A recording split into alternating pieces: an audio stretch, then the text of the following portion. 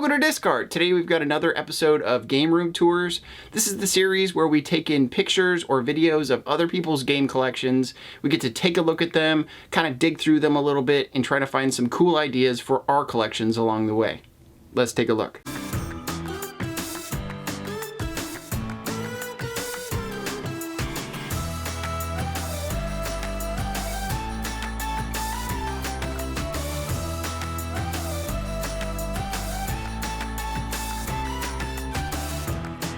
The first collection that we have for today is a really big and really awesome collection. This comes in from Caleb J. Ross. Caleb has an awesome gaming channel, and it's mostly known for things like being a pirate, playing games on nothing but air, and also skipping stones. So definitely check out his channel if you ever get a chance. It's awesome. But one thing's for sure, Caleb has an awesome game collection and a game room setup, just an awesome place to live in from what it looks like. So the first wide shot we have gives us a really good idea of what this collection and this game room looks like. There's just a lot in here. So he's got a lot of books, a lot of games, a lot of items throughout the room, but it all seems very organized and very clean. But it's just injected with so much style, and I think this game room really gets a lot of points for all these very specific decisions that he's made throughout the process of putting this together. But starting from one of the more basic angles, we can look at his wall color. You might think that, this just came with the room, this is just, something that he chose to do on a whim, etc. But no, he's actually chosen the color of his walls to kind of fit that vibe of the original NES controllers and NES cartridges. I think this is a really cool idea to do. I've seen a couple people try to kind of match this color, but I feel like his matches it the best.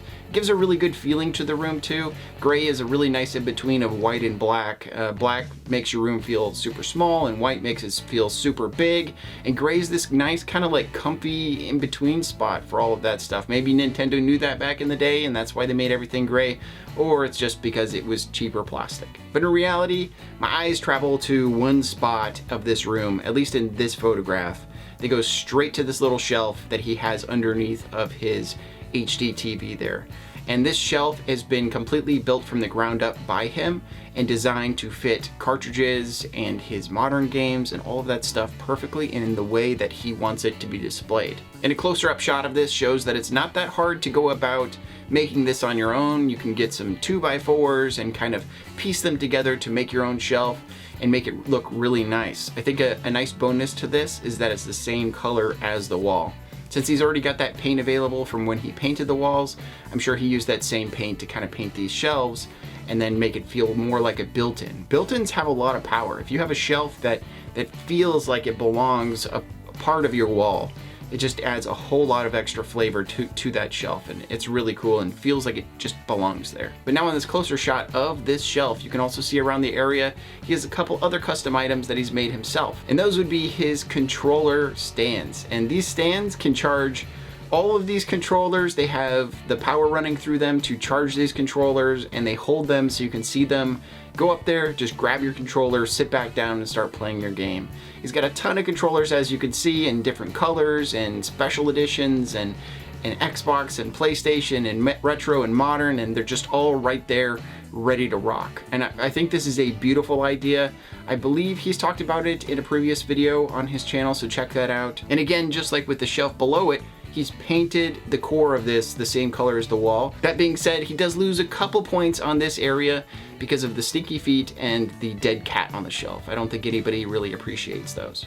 To the right of his TV setup, he also has a desk there, just a simple desk, a microphone, his computer's all set up there. That's probably where he does the most of his recording and all of that stuff, but he's definitely not left it alone completely. He's got a lot of art above it, a lot of posters, a lot of stuff to kind of just remind him of the things that he really loves. And you can see those posters and those other wall items kind of continue as you pan over to the right even further, where he's got a futon set up, and then right above that there's this cool little setup of boxes there that have been kind of put together, which is pretty interesting. You could definitely find a video that I did a while back with Caleb J. Ross. It's called Co-op Game Display, and he talks about taking these cigar boxes and putting them together to make this kind of conglomerate awesome shelf to display little things in. And I really like that idea because you're taking something that a lot of people would throw away, and turning it into a masterpiece on your wall for you to put things in and display them and just have stuff that you love there. And then continuing around the room, you start to realize that he's just a video game shill that never plays video games and just reads books all day because he's got shelves just full of books. Or he really likes books and he also likes games and he has books about games. And overall, I really like the look of all his books set up this way. He's got some shelves attached to the wall. He's got some other shelves down below that are holding some more books down there. Overall, it gives off this kind of eclectic library for Mad Men feel to it. But amidst all those books and different things on the wall, he also has this interesting little case there on the wall that has a bunch of coins in it. And you may look past this case and not understand that it's actually video game related coins that he's collected here. I think he's got the biggest collection I've ever seen of video game related coins. It's certainly one of those odd collections that's really cool. And for what I understand, he's actually using one of these coin cases. Me being from the military, a lot of people actually have these coin cases for the coins that you get in the military for doing awesome stuff. In this case, it seems like he's picked up one of those from maybe a Michaels or something like that and utilized it for his coin collection, which is awesome. Really brings up those coins to a whole nother level versus them just sitting at the bottom of a drawer or even, you know, kind of barely propped up on a desk or something. And overall, I think Caleb's collection is a really good example of making your collection your own. You know, a lot of us try to like replicate other people and copy a bunch of things along the way, and our collection can sometimes end up looking like somebody else's collection. I think Caleb's is a very personalized collection that feels very comfortable, but also super stylized, very stylish. It's a great example of a stylish personal collection. So props to Caleb. Super cool room. So next up is a collection sent in by David Hill. This is a collection that I think has a lot of really cool ideas for storage and display. The first shot that we have here is the wide open room. You've got his TV there on the left, some games and some other items kind of along the wall, as well as his CRTV over there on the right. Down at the bottom, you can see he's got a really cool drum set there. My first thought about this game collection is that this is very doable for a majority of people. This is a very comfortable space, a place that is displaying as well as storing a ton of games at the same time, and it just looks like an overall good collection. Now in the back corner there to the right of his TV, you can see he's got the majority of his media shelving there, but he's definitely got a ton of video games. Of course, he's got GameCube and Wii and N64 games and PlayStation 2, PlayStation 4, and on and on and on. One of the cool things about his collection is that he does have some custom game cases helping to highlight his N64 games. N64 games just have that terrible top to them. You can't see what the game is. You literally have to be looking at the front of the game. If you have it in cartridge only, there's a lot of hard times. There's a lot of ways to solve that. I've talked about some of those in some of my previous videos. If you look up N64 and disc art, you can come up with some of those videos. But this is definitely a good way of doing that, going to customgamecases.com, getting some custom artwork from either them or getting it from a website. It's just a good way of kind of showing off some of that artwork that would have been not included with the game or was on the original box for the game, but it just gives you that end label so you can know what game you're grabbing out of that shelf and be good to go. And then on top of the shelf, he has a lot of his big boxes, these boxes that are just odd sizes and shapes. There's just no other place for them. We just put them on top of our shelves. You know, if any of you guys ever have ideas on how to display these big boxes outside of breaking them down and making them flat, let me know. These tend to add up and it's hard to find that closet space to put them or store them on top of shelves or display them. They're just kind of a crazy thing. Now, outside of those custom game cases, he's given me a couple close-ups on some display ideas. You can tell that this person watches the channel and wants to kind of throw some display ideas out there at people. He's got this binder for his Game Boy Advance and Game Boy Color games, and essentially it's a card binder. Some of these card slots, you can put your cards into these slots and be able to flip through the games. I've had a little bit of issues with these in the past where the cards will come flying out the top, but as long as you're an adult and you know how to kind of manage this kind of stuff, then you should be able to open it and flip through the pages and pick out which game you want. It's a really good way to store those games without having them out in the open and letting them get dust or light on them if those are things that bother you. Another interesting idea that he uses, we've seen this one a couple times now, it's these back of the door shoe holders. A lot of times they're marketed for putting shoes into them or other items, but they work great for controllers specifically, or another channel that I follow, Do You Nerd, likes to use them for handhelds. They also work for that. These clear ones are of course optimum for this situation because you can see through them, know what you're grabbing, and you're good to go. And then of course there's that nice bonus. If you don't end up liking what this looks like and you just want to use it in more of a functional way, it's on the back of your door. So you open your door and it just disappears from sight. So you're good to go. And of course, right next to that door is where he's got his CRT set up. And this is pretty cool. We saw a big wide angle of the room earlier, but you don't really notice that there's a CRT over here with 2 chairs set up so that somebody can play co-op games, etc. These look like a couple comfortable chairs, and they're also pretty small, so they can fit into this kind of small area where you can sit and play your game. Now, up above this area has also got a CD player and some Nintendo powers up there. Now, if there was one thing that I would say that needs to change about the collection, if anything in the entire room needs to change, it's just the fact that the Nintendo powers aren't on the same level. That being said, maybe it's the drums that sends these things flying all over the walls and in different angles, etc. It's really cool that he's got the drum set in there too. It's just a bunch of stuff that they love in this one space, and that's what it's all about in these game rooms. So just another good collection overall. I think they did a fantastic job. Definitely shout out to this collection for keeping things organized, having a bundle of different display and storage ideas to help other people with. I really appreciate you sending it in. So this next collection is a whopper. This one comes in from Brandon, and this has a little bit of everything kind of all mixed in here: retro, modern, arcade, etc. There's just a ton of stuff in here, so let's take a look at this. So in this first shot of his game room, we have a bunch of shelves with a bunch of games, a bunch of boxes and displays, etc. It just hits you all in the face. Now there's a lot of systems here. He goes from PlayStation 4 to 3 to 2 to Nintendo and Nintendo Switch to a lot of retro cartridges in there, and it just looks pretty good. Seems like he's put a lot of the games he really cares about on these tiered displays, so you can see that artwork. And especially with games like N64 games, it allows you to see any artwork. So it's really handy to have N64 games on tiered displays so you can know which one you're grabbing and grab it off there. And then the right shelf has a lot of boxes on it for things like the N64, the Sega Genesis, and the NES.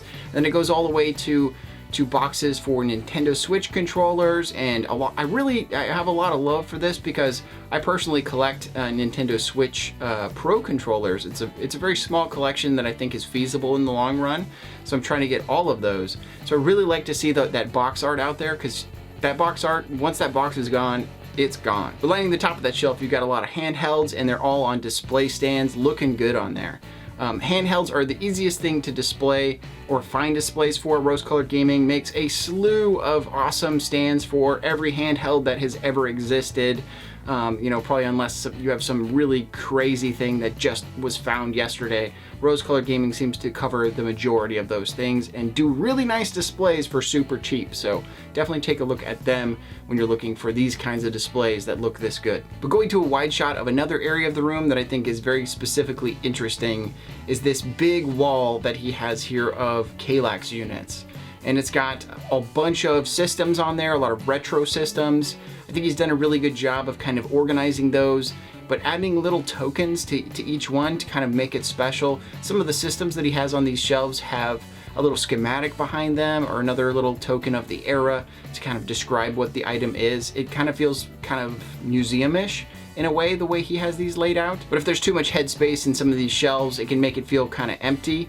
So it's definitely cool that he's put some other items in there. To the far left of all these shelves, you can see he's used some of the other cube shelves to put some figures in there, as well as some Xbox games. And he's also got this really cool Xbox cabinet over there. It looks like it was a kiosk originally to kind of show off the Xbox. But what maybe makes this so cool is not the fact that it has tons of cool retro consoles with hundreds of dollars of video games and other things on it.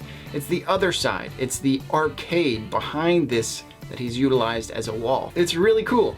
This is really cool to have this full arcade back there behind these shelves. He's utilized the Kallax unit shelves to to divide up his space, to give a little space back there to have his own little arcade feel. He's got a ton of arcade cabinets. Looks like he's got 5 in total, and they appear to all be playable and usable. He has one of these like bar stool chairs in there so that he could sit down and play some games if he wants to. This is definitely a cool place to go over and hang out. I'd love to be in here with a bunch of people and we could just goof around, play some arcade games, and chill out. That'd be awesome. But the display idea here is you can make a wall where there's not a wall just by utilizing shelving units. I think the biggest thing to think about here is how steady something can be, and you can definitely steady up shelves by bolting it to the floor or bolting them to each other and make some fixes there to make something super steady.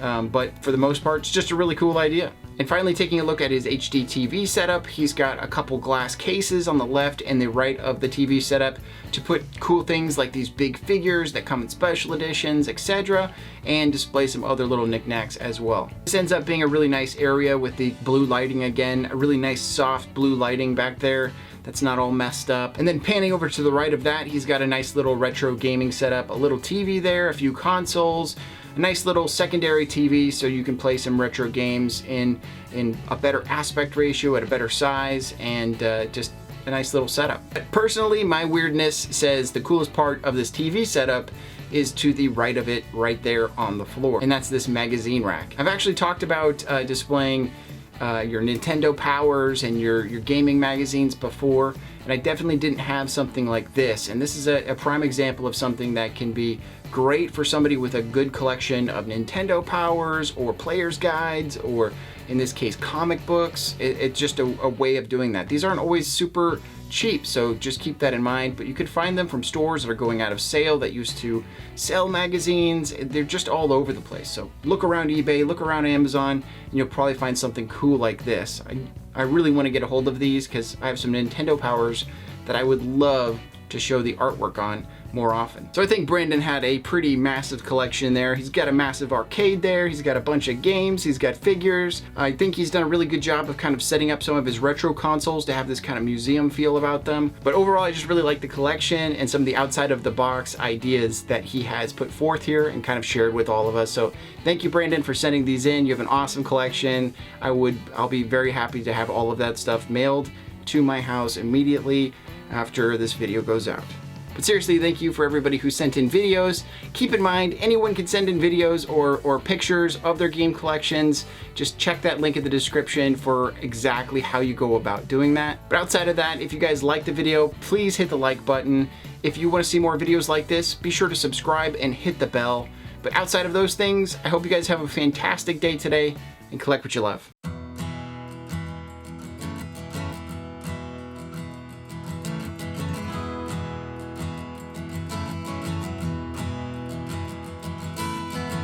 Packed some bags and we headed west. Thought that it might be the best thing for us. I was thinking about me and all the things that you'd leave behind. Family and a peace of mind. And I got you. I am gonna love you till the stars go out. Shelter up above you till they all fall.